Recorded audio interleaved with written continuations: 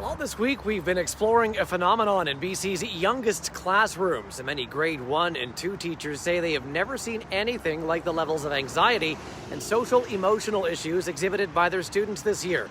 Our in-depth investigation, The Kids Are Not All Right, continues on City News 1130 as we hear from educators and support staff trying to help these young kids who are struggling, many who spent important developmental years dealing with the onset of COVID, pandemic restrictions, and extreme screen time. If we're talking about kindergarten grade ones, we did see more separation anxiety, more children who were hesitant to come into the school, hesitant to say goodbye to their parents. That was definitely increased.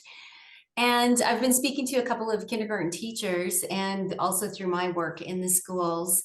I think there's maybe a wider range of students' ability to self-regulate.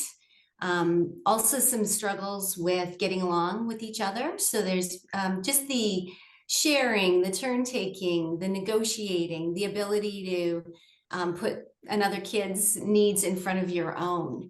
I think we've seen a few more kids struggling with those kind of socialization skills in the last few years. Of course, I don't know for sure why this is happening, but we do know that a lot of kids didn't have as much socialization over during the pandemic.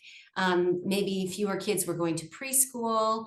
I know that there was one kindergarten teacher in January. She was doing a circle and asking, what was your holiday like? And one kid was like, we had people over to our house. So that was like a big, huge thing. So we haven't had people over much. We haven't had a lot of play dates, maybe not as much courses like music classes or classes where kids learn kind of how to be in a social group or how to do friendship, how to have turn taking and all of that. So I think there hasn't been that much exposure. I have seen an increase in referrals in the last few years. And I would say that more anxiety, more anxious kids, more referrals in that area.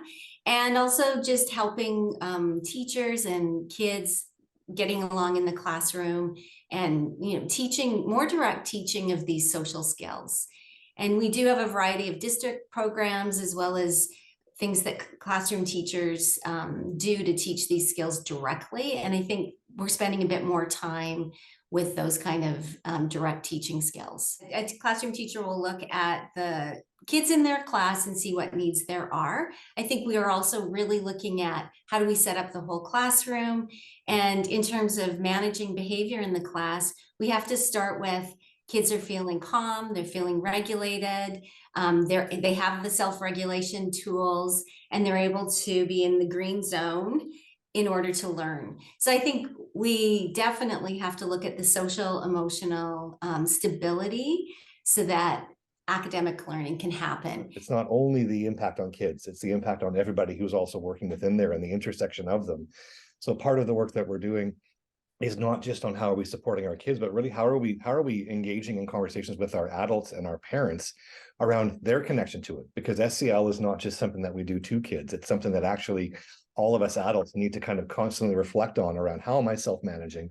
Like how am I engaging with other people? And the impact on all of us during this time has actually had a bit of a deflation in our ability to navigate and leaves many of us maybe a bit more of a frayed end than we typically would, where we're actually acknowledging that we're not as able to self-regulate or be as self-aware as we may have 3 years ago. The importance of working together with classroom teachers to really focus on that universal pieces, that if our classroom teachers and our parents can really support that universal social emotional learning, because everybody needs to learn those things, it allows our elementary school counselors to do more of that targeted and intensive work a bit more freely and with a bit more space and time. I think that speaks to that the totality of a program and from a school district into a school, making sure that everybody understands, just as those kindergarten teachers do, they know how important those social emotional learning skills are. If we can have that land within all of our schools and in all of our classrooms, it really allows the counselors to pivot to do their targeted and intensive work as much as they can.